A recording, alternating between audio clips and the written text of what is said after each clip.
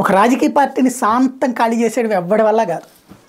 కమ్యూనిస్టులు ఇప్పటికీ దర్జాగానే సాగుతూనే ఉంటారు, దానికి అదే సాక్ష్యం.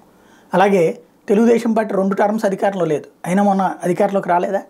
కాబట్టి ఒక పార్టీ 2 సార్లు ఒకసారి ఓడిపోయినంత మాత్రం అయిపోతుంది. ఎందుకు కాంగ్రెస్ పార్టీ 2 సార్లు ఓడిపోయి మొన్న అధికారంలోకి రాలేదా?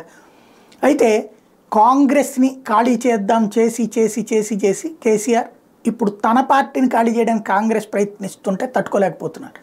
ఓ ప్రచారం అయితే బీజేపీతో వెళ్ళిపోతారు, ఇంతకుముందు కూడా ఇదే జరిగింది. దానివల్ల బీజేపీకి డిసడ్వాంటేజ్ అయింది, కేసీఆర్కి అడ్వాంటేజ్ అయింది ఒక రకంగా. ఇప్పుడైతే భారతీయ జనతా పార్టీ ప్రచారం ఎవరు చేస్తున్నారు? కాంగ్రెస్ పార్టీ చేస్తుంది. ఎందుకు చేస్తుంది?